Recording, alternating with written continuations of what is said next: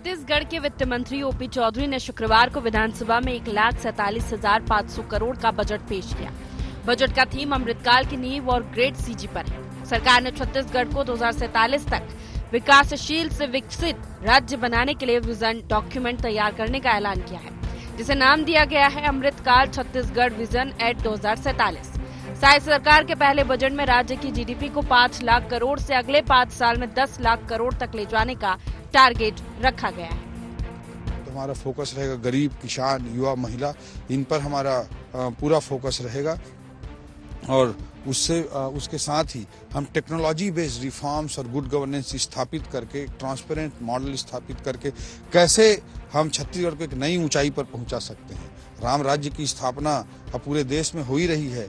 Good governance को मैं उस रूप में देखता हूं, तो उस राम राज के माध्यम से कैसे हम एक नई ऊंचाई तक प्रदेश को पहुंचा सकते हैं, हमारी अर्थव्यवस्था को पहुंचा सकते हैं। उधर विपक्ष बजट को निराशाजनक कह रहा है। पूर्व मुख्यमंत्री भूपेश बघेल ने कहा है कि ये बजट जीरो है। बजट में प्रदेश के विकास के लिए कोई विजन नहीं है। बजट में सरकार ने जुबानी जमा खर्च के अलावा कुछ भी नहीं दिया। उनकी सरकार की योजनाओं का नाम बदलकर लागू किया गया। हमारी योजना को नकल क्यों कर रहे हैं? श्रमिकों को दे रहे हैं, किसानों को दे रहे हैं, तेंदुपत्ता संग्राहकों को दे रहे हैं। ये हमारी योजना है, बिजली बिल हाफ योजना हमारी योजना है, फिर नकल क्यों कर रहे हैं? तो आप ही और डुबाने वाले हो। ये केवल शब्द जाल है। 35 करोड़ का बजट प्रावधान है, तो उसमें क्या कर लेंगे आप? उससे कुछ मिल पाएगा? 35 करोड़ कितने लोगों को चप्पल मिलेगा? किस क्वालिटी की मिलेगा? उसी प्रकार से होगा कि एक पैर में 6 नंबर का, दूसरे पैर में 7 नंबर का। भाजपा ने विधानसभा चुनाव मोदी की गारंटी पर लड़ा था। अब कुछ ही महीनों के अंदर लोकसभा के चुनाव है, जिसमें फिर से मोदी सरकार बनाने के लिए वोट मांगे जा रहे हैं। ऐसे में बजट में मोदी की गारंटी को पूरा करने पर फोकस किया गया है। विपक्ष भले ही इस बात को नकारे, अब देखना यह है कि जनता इस बजट को किस रूप में लेती है और भाजपा को इसका क्या रिटर्न गिफ्ट देती है। Bureau report, IND24।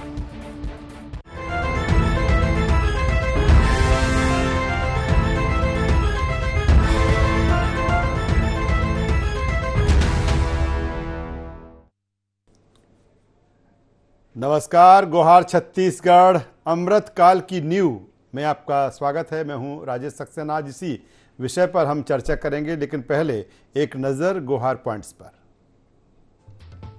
साय सरकार के बजट में जनता के लिए क्या है खास? कैसे अमृतकाल की बुनियाद को मजबूत करेगा बजट? कांग्रेस को बजट में क्यों नजर नहीं आ रहा कुछ खास? क्या साय के बजट से पूरी हो जाएगी मोदी की गारंटी? तो ये अहम गुहार पॉइंट्स हैं जिसके इर्द गिर्द आज की हमारी ये चर्चा होगी। और साय सरकार का बजट आ चुका है और इस बजट में हर तबके के लिए कुछ ना कुछ है। यह भी है कि अगर कुल बजट को देखा जाए तो 1,47,500 करोड़ रुपए का ये बजट है और कई विभागों में बजट 100% तक बढ़ा है। और जिस तरह से वित्त मंत्री कह रहे हैं कि ये राम राज्य की ओर गुड गवर्नेंस है, ये मोदी की गारंटी का बजट है, ये अमृतकाल की नींव को और मजबूत करने का बजट है, छत्तीसगढ़ को विकसित और विकासशील बनाने का बजट है। तमाम अलग अलग सेक्टरों को लेकर जिस तरह से तमाम प्रावधान किए गए हैं और जो बात चलती है मोदी की गारंटी को लेकर, तो ये कहा जा रहा है सरकार की तरफ से कि उन गारंटियों को पूरा करने का ये बजट है। आज इसी पर हम चर्चा करेंगे। हालांकि कांग्रेस इस पर सवाल खड़े कर रही है। आज इसी मसले पर हम बातचीत करेंगे, चर्चा करेंगे। चर्चा शुरू करें उससे पहले अपने मेहमानों से आपका परिचय करा देता हूं, फिर इस चर्चा को हम आगे बढ़ाएंगे कि किस तरह से ये अमृतकाल की नींव का बजट है। तो 3 खास मेहमान इस चर्चा में हमारे साथ में जुड़ रहे हैं। हमारे साथ में हैं राहुल टिकरिया जी, प्रदेश प्रवक्ता, भारतीय जनता पार्टी छत्तीसगढ़। स्वागत है राहुल जी आपका। हमारे साथ में हैं अनिल चौहान साहब, प्रदेश प्रवक्ता छत्तीसगढ़ कांग्रेस। स्वागत है अनिल जी आपका। और वरिष्ठ पत्रकार, राजनीतिक विश्लेषक लखन चौधरी साहब हमारे साथ में। लखन जी, मैं आपका स्वागत करता हूं। और सबसे पहले राहुल टिकेरा जी, मैं आपके पास में आता हूं। मैं आपसे ही समझना चाहूंगा कि जिस तरह से जो बजट आया है, हालांकि स्वाभाविक सी बात है कि जब विधानसभा चुनाव में गए तो मोदी की गारंटी पर ये चुनाव लड़ा गया और तभी से आपकी सरकार बनी, तभी से कांग्रेस उन गारंटियों की बात कर रही है, तो जाहिर सी बात है कि उनका समावेश इस बजट में होना लाजमी था। लेकिन आपने कहा कि अमृत काल की ये नींव का बजट है, नींव को मजबूत करने का बजट है, कैसे इसको एक्सप्लेन करेंगे? जी नमस्कार। देखिए, सबसे पहली बात तो छत्तीसगढ़ में मोदी जी के गारंटी के तहत हमारी भारतीय जनता पार्टी की सरकार बनी है और सरकार बनने के दूसरे दिन से ही मोदी जी की गारंटी को पूर्ण करने का काम भारतीय जनता पार्टी की सरकार कर रही है, विष्णुदेव साय जी की सरकार कर रही है। चाहे 3100 रुपए क्विंटल के दर से धान खरीदे का मामला हो, 21 क्विंटल धान खरीदे का मामला हो, चाहे महतारी वंदन योजना का विषय हो, चाहे 18 लाख प्रधानमंत्री आवास एक साथ जारी करने का विषय हो, या फिर पीएससी पर हुए घोटाले के विषय में जो हमने वादा किया था कि जांच कराएंगे और दोषियों को जेल के सलाखों के पीछे भेजेंगे, तो हर क्षेत्र में हर गारंटी को पूरा करने के लिए भारतीय जनता पार्टी की सरकार कटिबद्ध है और उस पर ही हम आगे बढ़ रहे हैं। देखिए, अनुपूरक बजट में तो हमने प्रावधान किया ही था, लेकिन राशि वो कम थी। फिर से मेन बजट में सारे विषयों के लिए पुनः बजट जारी किया गया है। और मैं बता दूं, चूंकि जो छत्तीसगढ़ है वो किसानों का प्रमुख केंद्र है और किसानों का गढ़ है। कृषि बजट में 33% की बढ़ोतरी की गई है और कृषि बजट में मैं आपको बता दूं 13,500 करोड़ का प्रावधान किया गया है। उसके साथ ही सिंचाई परियोजना से संबंधित 10,000 करोड़ का प्रावधान किया गया है। उसके अलावा जो ब्याज दर का विषय था, आपको बता दूं भारतीय जनता पार्टी की सरकार में 0 ब्याज के दर पे किसानों को कर्ज मिलता था, लेकिन कांग्रेस की सरकार में ये जो दर है 12 से 16% तक पहुंच गया था। उस जो ब्याज दर है उसे पुनः 0 करने के लिए 8,500 करोड़ का प्रावधान किया गया है, जिसमें 317 करोड़ रुपए सब्सिडी के लिए प्रावधान किया गया है।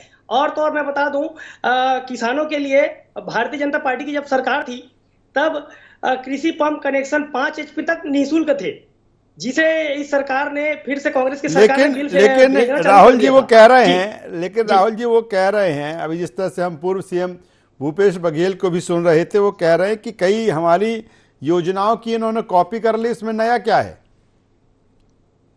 बिल्कुल बिल्कुल, कुछ भी ऐसा विषय नहीं है। मैं बता दूं, ये कौन सी कॉपी है? ये ब्याज का दर बढ़ाते हैं, हम ब्याज फिर से 0 करते हैं। हाँ, ये कृषि पंपों में बिल भेजते हैं, हम फिर से वो कृषि पंप को निःशुल्क करते हैं और 6,50,000 किसान इससे प्रभावित होंगे, हितग्राही प्रभावित होंगे। किसानी का काम बिना पंप कनेक्शन के नहीं होता, उस पर अगर हम आगे बढ़े तो इनकी कॉपी कौन सी? इनकी कॉपी करते तो हम बिल बढ़ाते। 50,000 1 लाख ये बिल फेंके हुए हैं, हम 2 लाख फेंकते। तो जाहिर सी बात है, इनका जो काम है, ये इन्होंने किसानों का बर्डन बढ़ाया था, चलिए कम कर रहे हैं। चलिए राहुल जी, आऊंगा दोबारा आपके पास में आता हूं, प्रतिक्रिया ले लेता हूं। आपको बता दूं, किसानों के विषय में एक और विषय बता दूं। हार्टिकल्चर से संबंधित 32 कृषि यंत्र वाली योजनाएं थी, जिस पर भारतीय जनता पार्टी की पूर्व की सरकार में 50% तक सब्सिडी। चलिए आता हूं राहुल जी, दोबारा आपके पास में आऊंगा। अनिल चौहान साहब से प्रतिक्रिया ले लेता हूं। अनिल चौहान साहब से प्रतिक्रिया ले लेता हूं। अनिल चौहान साहब, वो कह रहे हैं कि जो हमने गारंटी दी थी, अब इस बजट में आप देखिए सारे सेक्टर में भरपूर हमने बजट का प्रावधान रखा है। आप कहते रहे कि गारंटी कैसे पूरी होगी, कब करोगे, वो तो कह रहे हैं कि हमने भरपूर बजट दे दिया है, अब सब गारंटी पूरी होंगी इससे। देखिए राजीव जी, जिस तरह से अभी मैं सुन रहा था, भारतीय जनता पार्टी के विद्वान प्रवक्ता आपके विद्वान दर्शकों को बहुत गुमराह करने का प्रयास किए। पंपों की बात कर रहे थे, जिस पर कांग्रेस की सरकार ने पिछले 2-2.5 वर्षों में 10,000 करोड़ रुपए बिजली मुफ्त दी, 10,000 करोड़ रुपए भुगतान सरकार ने किया। मतलब किसानों की ऋण माफी का वादा जो ये हर विधानसभा में, भले घोषणा पत्र में नहीं था, विजय शर्मा जी का वीडियो वायरल हुआ, सारे नेताओं का वायरल हुआ, 2 लाख रुपए तक हम किसानों का कर्ज माफ करेंगे, नहीं किया। स्व सहायता समूहों का कर्ज माफ करेंगे, नहीं किया। कृषि के लिए फंड जाता था, बजट का जो हिस्सा जाता था, उस बजट, कुल बजट के उस प्रतिशत में 3% की कमी आई है। ये आंकड़ों में उलझा रहे हैं जनता को। आज आप देखिए, रमन सरकार जो 15 साल थी, उसमें 3 से 5 किसान प्रतिदिन आत्महत्या करते थे। हम नहीं कहते हैं, सरकारी आंकड़े कहते हैं। भूपेश बघेल जी की कांग्रेस सरकार बनने के बाद किसानों की आत्महत्या रुकी, ग्रामीण अर्थव्यवस्था मजबूत हुई। उसी का कारण है कि केंद्र सरकार के आंकड़े कहते हैं कि 3 करोड़ से भी कम आबादी वाले इस प्रदेश में 40 लाख लोग गरीबी रेखा के ऊपर गए। हमने करके दिखाया साहब। इन्होंने एक भी योजना ऐसी नहीं है सक्सेना साहब जो ये कह सके कि हम लेकर आए। बिजली बिल हाफ को इनके विजय शर्मा जी ने, डिप्टी सीएम है, उन्होंने मना किया पहले हम नहीं करेंगे, जनता में विरोध देखा, लोकसभा के चुनाव सामने देखे, आखिरी में 400 यूनिट तक भी किया। हमारी योजना है, मैक्सिमम योजनाएं हमारी हैं, उसके सिर्फ नाम बदले हैं या स्वरूप बदल के ये लोग काम कर रहे हैं। कुछ भी नया है। वित्तीय कुप्रबंधन जो है उसका आलम यह है कि 2 माह में ये 5,000 करोड़ का कर्जा ले चुके हैं और 20,000 करोड़ का कर्जा लेने की स्थिति है। 54 लाख करोड़ इस देश में कर्ज था जो आज 205 लाख करोड़ का कर्जा हो गया है। और हेयर कट और राइट ऑफ के नाम पर 25 लाख करोड़ अदानी जैसे 15-20 पूंजीपतियों का माफ किया गया है। तो ये सरकार सिर्फ धार्मिक उन्मादीकरण, ईडी, आईटी, सीबीआई के माध्यम से सरकार बनाती है और जनता को भ्रम फैलाती है और उसके बाद सिर्फ 5-10 पूंजीपतियों के जेब भरने के लिए योजना बनाती है। आप महतारी बंधन योजना का देख लीजिए। महतारी बंधन योजना में प्रधानमंत्री जी छत्तीसगढ़ में आकर कह के गए थे कि पूर्व मुख्यमंत्री की पत्नी को भी पैसा मिलेगा। हर विवाहिता को जो 21 वर्ष के ऊपर है, ये प्रधानमंत्री मोदी की गारंटी है, उसको पैसा मिलेगा।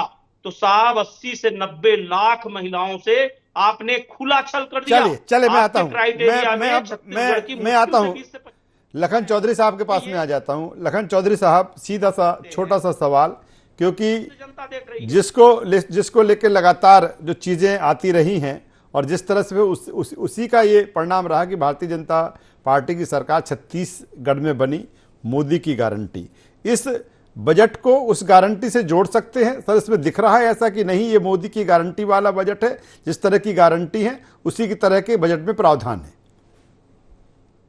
निश्चित तौर पर राजेश जी, देखिए पूरी तरह से ये बजट जो है मोदी की गारंटी पर आधारित ही नहीं है, बल्कि हर जगह मोदी गारंटी का उल्लेख है और पूरा जो है, बल्कि बजट से ज्यादा मोदी की गारंटी इसको नाम दिया जाता तो मुझे लगता है कि ज्यादा जो है उचित होता। दर्जनों बार से ऊपर बजट में जो है मोदी की गारंटी का उपयोग किया गया है और हर जगह जो घोषणा पत्र थी और जिसके दम पर, मोदी की गारंटी के दम पर जो सरकार आई है छत्तीसगढ़ में, नई सरकार भाजपा की, तो सारी चीजें वही हैं। और देखिए बहुत कुछ नया कुछ भी नहीं है एक तरह से। बहुत सारी चीजें, जैसे राजकोषीय भार देखिए, उस पिछले सरकार में भी 2.9% था, 2.9, ये अभी भी 2.9% है।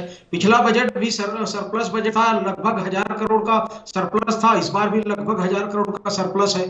तो देखिए बहुत जो चीजें होती हैं जो होनी चाहिए वो चीजें नहीं है, बल्कि बहुत सी चीजों को लेकर निराशा भी है। जैसे कि पेंशन, ओल्ड पेंशन और एनपीएस को लेकर पिछले बजट में भारी बड़ी घोषणा हुई थी, उसका क्या होगा? अभी लोगों में ये चर्चा जो है शुरू हो चुकी है और आशंकाएं भी शुरू हो चुकी है कि अब ओपीएस और एनपीएस को लेकर क्या होगा। सेवा क्षेत्र में देखिए छत्तीसगढ़ जो परफॉर्मेंस है वो बहुत पुअर है। केंद्र की तुलना में यहाँ पर सेवा क्षेत्र में लगभग 24% की जो है कमी है, मतलब 31% जीडीपी में, जीएसडीपी में 31% है, जबकि केंद्र का 55% है, तो 24% कमतर है। उसको किस तरह से सरकार बढ़ाएगी उसके बारे में कोई खास योजना नहीं है। प्रति व्यक्ति आय के मामले में भी देखिए कि केंद्र की तुलना में जो राज्य है छत्तीसगढ़ में प्रति व्यक्ति आय जो है वो बहुत कम है और 1,47,000 मात्र प्रति व्यक्ति आय है, जबकि केंद्र का, भारत का प्रति व्यक्ति आय 1,85,000 है। यदि हम इसको डॉलर में देखते हैं तो मात्र $1,800 है छत्तीसगढ़ में प्रति व्यक्ति आय, जबकि केंद्र में $2,300 है। $500 कम है प्रति व्यक्ति आय। इसको लेकर क्या होगा? आपने बहुत सारी जो योजनाएं थी कृषि क्षेत्र की, ग्रामीण क्षेत्र की, उनको बंद कर दिया। गोधन न्याय योजना बंद कर दिया। गोधन न्याय योजना के विकल्प के रूप में आपके पास, लेकिन सर वो कह रहे हैं, ये कह रहे हैं कि जिस तरह से चीजें हैं इसमें कि कई ऐसे विभाग हैं जिसमें जो बजट है वो 100% तक बढ़ाया है उन्होंने। कृषि की अगर हम बात करें, कृषि में जिस तरह से कह रहे थे राहुल जी कि 35% के आसपास कृषि बजट में उन्होंने वृद्धि की है। देखिए उससे कोई फर्क नहीं पड़ने वाला है। इस क्षेत्र में 35% आप बढ़ा रहे हैं। आपने ठीक कहा, महतारी बंधन योजना में इन्होंने 112% बढ़ा दिया है जहां वहां पर। लेकिन शिक्षा क्षेत्र में, जैसे कि आपने भी शुरुआत में प्रबोधन में कहा था कि शिक्षा क्षेत्र में, स्कूली शिक्षा, उच्च शिक्षा में मात्र 10% बजट बढ़ा है। तो आपका सर्विस सेक्टर कैसे जो है मजबूत होगा, आपके पर कैपिटा इनकम कैसे मजबूत होगी, रोजगार के अवसर कैसे बढ़ेंगे। तो बहुत सारी जो चीजें जिन पर सरकार को काम करना चाहिए। हम अमृतकाल के बजट का सपना दिखा रहे हैं, अमृतकाल कब कैसे आएगा, आप लोगों की प्रति व्यक्ति आय कैसे बढ़ेगी। सबसे बड़ी चुनौती यही है ना। हम बांग्लादेश से भी पीछे हैं भारत, और उससे भी बहुत ज्यादा पीछे है छत्तीसगढ़। तो छत्तीसगढ़ केंद्र सरकार के समकक्ष भी नहीं हो पा रहा है। आज 24 साल हो गए नए राज्य बने, इतने कमजोर स्थिति। 15 साल तो आपकी सरकार थी ना भाजपा की। जी मैं जवाब ले लेता हूं, थोड़ी है कि भूपेश बघेल की सरकार जवाब ले लेता हूं। राहुल टिकरिया जी, जिस तरह से जो बजट का अब हम एनालिसिस कर रहे हैं कि जिस तरह से लखन चौधरी साहब जो कह रहे हैं या फिर अनिल चौहान साहब कह रहे थे कि जिस तरह से फौरी तौर पर देखा जाए कि जनता, क्योंकि कोई भी बजट आता है और बजट आने से पहले ही जनता को बहुत सारी उम्मीदें उससे हो जाती हैं। एक डेवलपमेंट एक तरफ और दूसरी तरफ कहीं ना कहीं ये जनता की उसको किस तरह की जो चीज़ें हैं राहत मिल रही, तमाम सारी चीज़ें, क्या ये बैलेंसिंग में कुछ कमी रह गई है बजट में? हालांकि ठीक है कई सेक्टर्स में आपने बहुत बजट बढ़ाया है, लेकिन जिस तरह से कह रहे हैं चौधरी साहब भी कह रहे हैं कि कई सेक्टर में बजट बहुत कम इंक्रीज किया गया जबकि उसमें जरूरत बहुत ज्यादा की थी। क्या कहेंगे सर? बिल्कुल राजेश जी, मैं बता दूं 1,48,000 करोड़ का ये बजट रहा है, और जो बजट है वो 22% बढ़ा है पिछले वर्ष के वित्तीय वर्ष के अनुमान में जी। और सबसे बड़ा विषय ये रहा है कि ना टैक्सेशन में बढ़ोतरी की गई है, ना किसी भी प्रकार से उसकी फीसदी में बढ़ोतरी की गई है। नया कर नहीं लगाया गया है, उसके बाद भी 22% ये बजट बढ़ाया गया है। ये अपने आप में एक बड़ा विषय होता है जनता के लिए कि कोई टैक्सेशन तो ना लगा दिया जाए ना बढ़ा दिया जाए। तो ये बिल्कुल किसी भी प्रकार से टैक्सेशन नहीं बढ़ाया गया है। उसके अलावा जनता के मन में यह था कि हमारा आवास कब आएगा, जनता के मन में यह था क्योंकि कांग्रेस की सरकार ने 4 साल तक प्रधानमंत्री आवास ग्रामीण क्षेत्र के रोक के रखे थे, और जनता के मन में यह था कि महतारी वंदन के विषय में हम फॉर्म तो भर रहे हैं, पैसा कब आएगा। तो कई चीजें ऐसी हैं जो मोदी की गारंटी जी के तहत जनता के मन में, किसानों के मन में विषय था कि वो पैसे हमें कब मिलेंगे, उसका प्रावधान इसमें किया गया है। निसंदेह मैं बता दूं कांग्रेस की सरकार में सिर्फ भ्रष्टाचार और घोटाले हुए, उसी की देन है कि इनके कई बड़े बड़े अधिकारी जेल में हैं और आज भी FIR हो रहे हैं। और मैं बता दूं विकास को आगे बढ़ाने के लिए करीब 22,000 करोड़ का प्रावधान है डेवलपमेंट के लिए। तो जाहिर सी बात है विकास से किसी भी प्रकार से कंप्रोमाइज नहीं है, और किसानों के जो योजनाएं इन्होंने बंद की थी, हाँ जरूर मैं बताऊंगा कि ऐसी योजनाएं इनकी बंद की गई हैं जो सिर्फ और सिर्फ भ्रष्टाचार की अड्डा बनाकर रखा गया था। जैसे मितान क्लब का मामला है, इसमें क्या है, कांग्रेस के सदस्यों को ही पैसा भेजने का विषय था। गोबर घोटाला तो आपने देखा ही देखा है, गौठान में पशुधन तो होते नहीं थे, सिर्फ और सिर्फ इन्होंने घोटाले का अड्डा बनाकर रखा था। तो जाहिर सी बात है वो योजनाएं बंद हो रही हैं जिस पर इन्होंने सिर्फ घोटाला करने का अड्डा बनाकर रखा था, और जो योजनाएं किसानों से संबंधित थी, जो उनके हित की थी, उन योजनाओं को पुनः प्रारंभ किया जा रहा है। कांग्रेस ये आरोप लगाना बंद करे कि हम उनका कॉपी कर रहे हैं। चलिए जवाब दे दीजिए अनिल चौहान साहब। देखिए सक्सेना जी, बहुत हास्यास्पद बात है। आप 2022-23 का बजट स्टडी कर लीजिए, उससे ये कुल बजट का 3% कृषि में कम हो गया, शिक्षा में कम हो गया, स्वास्थ्य में कम हो गया। जिस छत्तीसगढ़ में वनांचल 70% है, वहां स्वास्थ्य का बजट आप घटा रहे हैं। कोई मेडिकल कॉलेज नहीं खोले जा रहे, कोई प्राथमिक स्वास्थ्य केंद्र नहीं खोले जा रहे हैं। शिक्षा के क्षेत्र में आप बजट घटा रहे हैं, कृषि में 3% की आप कटौती कर दी और बड़े बड़े आंकड़े बता रहे हैं आप, और 22% का इजाफा बता रहे हैं जो बजट पे। क्या ये 2 महीने में अलादीन का चिराग जला दिए? अरे साहब, ये तो पिछली सरकार की उपलब्धियां हैं जिसके कारण आपको इतना बड़ा बजट और इतना सरप्लस बजट मिला है। आपकी उपलब्धि तो अब दिखेगी। आपने कोई भी ऐसा वित्तीय प्रबंधन इसमें नहीं किया है जिससे राज्य सरकार की आय बढ़े और आम लोगों की भी आय बढ़े। दूसरी बात पे मैं आपको लाऊंगा सक्सेना साहब, ये कह रहे थे गोधन न्याय योजना में थोड़ी लापरवाही थी, बेतरतीब था, राजीव गांधी युवा मितान क्लब गलत था। मैं वार्ड नंबर 14 बिलासपुर में रहता हूं। आप वार्ड नंबर 14 में पूरे राजीव युवा मितान क्लब के सदस्य देखिए, सारे लोग 70% भाजपा के लोग हैं। साहब, ये भाजपा कांग्रेस देख के नहीं किया गया है, सिर्फ युवा हैं, एक्टिव हैं, उनको मौका दिया जाए उनके नैतिक विकास के लिए। मेरा सिर्फ इतना कहना है आपके लोकप्रिय चैनल पर कि आप किसी योजना को कब बंद करते हैं, ना कोई कमेटी बनाते हैं, ना कोई जांच होती है। अगर कोई अनियमितता थी तो उसमें सुधार करते, कोई आप उसका सब्स्टिट्यूट योजना नहीं लाते जो युवाओं के लिए हो, किसानों के लिए हो। आप सीधे उठाते हैं, बंद कर देते हैं। साहब, गोधन न्याय योजना का आप विकल्प लाते, राजीव गांधी युवा मितान क्लब आपने बंद किए तो आप बेहतर विकल्प लाते, स्वागत है आपका। लेकिन बिना विकल्पों के आप कहते हैं हम युवाओं के लिए लाएंगे। अरे साहब, कब लाओगे? आप जब तक नहीं लाते तब तक उसी में सुधार कर सकते थे। तो देखिए, भारतीय जनता पार्टी सिर्फ ऐसे ग्रसित होकर यहां एक सूत्री कार्यक्रम बदले की राजनीति का कर रही है। मैं आपके चैनल के माध्यम से राहुल टिकारिया जी को एक ही चुनौती दे रहा हूं कि विपक्ष के 4 नेता बता दे किसी भी दल के जो मोदी जी की आलोचना करते हो और जेल से बाहर हो, मुकदमे से बाहर हो। ये नहीं बता पाएंगे। चलिए एक छोटा सा जवाब लूंगा, जनता पार्टी के छोटा सा राहुल जी से जवाब लेने के बाद फिर मैं बढ़ूंगा लखन चौधरी साहब का। लखन जी कुछ कहना चाहेंगे, फिर मैं लखन जी के पास में आऊंगा अगले सवाल के साथ में। राहुल जी कुछ आप कह रहे थे, आप चलिए ठीक है। अनिल जी ठीक है, मैं आपका ही छोटा सा संक्षेप में जवाब ले लेता हूं, फिर मैं अब राजनीतिक विश्लेषक लखन चौधरी साहब के पास में आऊंगा। राहुल जी। अब बिल्कुल मैं बता दूं, ये अभी कह रहे थे, एक चैलेंज कर रहे थे कि ऐसा कौन विपक्ष का नेता है जो विरोध करता हो और जेल से बाहर ना हो। इन्हीं के राज्य में ऐसे कई नेता है जो जेल के बाहर है, अभी भी जाना बाकी अलग बात है, मगर फिर भी फिलहाल अभी जेल से बाहर है।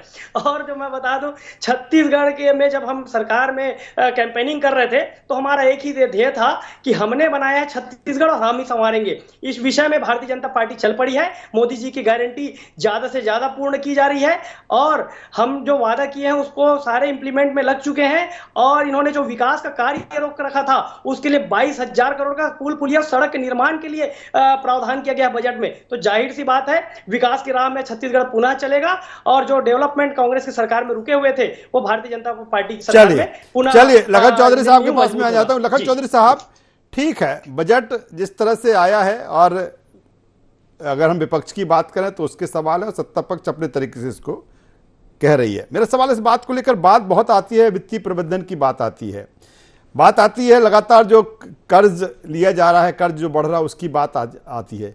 कहीं ना कहीं सरकार के सामने ये भी एक चुनौती होगी, ठीक है आपने जो वादे किए आपको वो पूरा करना है, आपको डेवलपमेंट के काम करना है, आपको जनता को भी राहत देना है, आपने जो गारंटी की उनको भी आपको पूरा करना है। कहीं ना कहीं वो समय अब है छत्तीसगढ़ में कि आप कैसे वित्तीय प्रबंधन बेहतर हो, कैसे जो लगातार कर्ज बढ़ रहा है उस पर की जाए, कैसे जो रिसोर्सेस हैं वो बढ़े, कैसे राजस्व सरकार बढ़े। तो ये समय सर ये भी काफी अहम है सरकार के लिए, शायद सरकार के सामने। निश्चित रूप से राजेश जी, बहुत सही सवाल उठाया है आपने। बहुत जरूरी चीजें है ये कि कर्ज के दम पर जो है यदि हम विकास करते हैं तो आगे चल के उसका खामियाजा कहीं ना कहीं आम आदमी को भुगतना पड़ता है। और यही वजह है, देखिए हमारे देश में और राज्यों में भी, खास करके हिंदी बेल्ट राज्यों में यही वजह है कि सरकारें बड़े बड़े दावे करते हैं, वादे करते हैं और कर्ज लेते हैं। और यही वजह है कि बाकी जो चीजें हैं उस पर ध्यान नहीं देते और प्रति व्यक्ति आय नहीं बढ़ पाती और इतनी कमजोर होती है हमारी स्थिति जो है। तो हमको शिक्षा पर, स्वास्थ्य पर, रोजगार पर जो है बजट को फोकस करना चाहिए। ठीक है, सरकार ने पूंजीगत व्यय को 15% रखा है, जो है करने का प्रावधान इसमें किया गया है, मैं उसका स्वागत करता हूं और जो है ये होना भी चाहिए। पूंजीगत व्यय जब बढ़ेगा तो उसका जो है इम्पैक्ट इस पर दिखेगा। लेकिन देखिए कि 41% बजट का जो हिस्सा है वो 41% हिस्सा अभी भी सहायता और सब्सिडी पर जा रहा है। ग्रांट इन एड और सब्सिडी पर 41% हिस्सा जा रहा है। आप मुफ्त की चीजें बांटने में अभी भी जो है बजट को केंद्रित करके रख रहे हैं। तो रोजगार सृजन कहां से होगा? तो बहुत सी चीजें ऐसी है। एक स्कूल शिक्षा में हम बात कर रहे थे कि आपका बजट जो है स्कूली और कॉलेज एजुकेशन का केवल 10% बढ़ा है। अभी आप आत्मानंद स्कूलों को बंद कर रहे हैं और उसको इस पर मर्ज कर रहे हैं स्कूली शिक्षा पर। तो आत्मानंद का जो बजट था वो डीएमएफ फंड से था, अब वो स्कूली एजुकेशन में आज आ गया है। तो 10% बजट तो केवल आत्मानंद स्कूलों पर खत्म हो जाएगा। तो बाकी जो एजुकेशन है, हायर एजुकेशन है, स्कूल एजुकेशन है, टेक्निकल एजुकेशन है, वहां पर खर्चा कहां से होगा? तो सारे बजट को आप 2-3 पीएम आवास, महतारी बंधन और मोदी की गारंटी पर खत्म कर देंगे तो लोगों का इससे क्या भला होगा? नई योजनाएं जो है, जैसे कि मैंने कहा कि ओपीएस को लेकर अभी घमासान छिड़ रहा है, जो सरकारी कर्मचारी हैं उनमें उनको जो है आशंका हो रही है कि आखिर क्या होगा। पिछले बार बड़ी जो है घोषणाएं हुई थी। तो देखिए केवल और कर्ज की बात जो होती है, भूपेश बघेल सरकार पर हमेशा आरोप लगाया जाता है जीएसडीपी का केवल 18% कर्ज था। दूसरे कई भाजपा शासित राज्यों में ये 40, 45 और 50% से ऊपर है। तो भूपेश बघेल सरकार ने कोई बहुत जो है गलत काम नहीं किया था 5 साल में। देखिए ये अलग बात है कि चुनाव हार गई, हार जीत चुनाव में अलग होता है, लेकिन भूपेश बघेल सरकार की आलोचना करना और उसी बजट की कॉपी करना, लगभग तमाम चीजें चलिए बजट की कॉपी है। चलिए लखन चौधरी साहब जिस तरह की जो चीजें कह रहे हैं, राहुल टिकरिया साहब ने जो कुछ कहा, यानी चौहान साहब जो कह रहे हैं, निश्चित तौर पर जो शायद सरकार का जो बजट है, पहला बजट, वो आ चुका है। तमाम सारी चीज़ें, तमाम सारे सेक्टर पर फोकस है और जिस तरह से जो गारंटी की बात है, ये भी कहा जा रहा है कि इसके ज़रिए कहीं ना कहीं गारंटी पूरी होगी, राम राज्य की ओर गुड गवर्नेंस भी हो, तमाम सारी चीज़ें हैं। लेकिन विपक्ष के जिस तरह के सवाल हैं या फिर जिस तरह से इसका प्रोडक्शन है या जिस तरह से इसका एनालिसिस है, ये तमाम सारी चीज़ें हैं। लेकिन बेहतर यही कि इस बजट से डेवलपमेंट भी हो, विकास भी हो, कहीं ना कहीं जनता को राहत मिले। ये तमाम सारी चीज़ें, कोई भी जब बजट आता है तो जाहिर सी बात है तमाम सारी उम्मीदें लोगों को होती हैं, क्योंकि विकास भी होता है तो कहीं ना कहीं उससे भी जनता को फ़ायदा है और उसके लिए कोई चीज़ें होती हैं तो उसको सीधे तौर पर उस पर फ़ायदा मिलता है। तीनों मेहमानों का यहाँ पर मैं धन्यवाद करता हूँ, शुक्रिया करता हूँ। तो कुल मिलाकर जिस तरह से साहब सरकार का जो बजट, और कहा जा रहा है कि अमृत काल की नींव का बजट है, ये रामराज की और गुड गवर्नेंस का बजट है। हालांकि कई ऐसे विभाग हैं जिस पर 100% से ज़्यादा का बजट प्रावधान रखा गया है। सवाल अपनी तरफ से है, विपक्ष जिस तरह से खड़े कर रहा है, लेकिन कुल मिलाकर शायद सरकार का कहना कि विकास का बजट है, ये लोगों को राहत देने वाला बजट है। देखना होगा किस तरह के इम्पैक्ट और इफेक्ट इसके आने वाले समय में देखने को मिलता है। गुहार छत्तीसगढ़ में बस इतना ही। IN24 पर खबरों का सिलसिला लगातार जारी है, बने रहिए हमारे साथ। नमस्कार।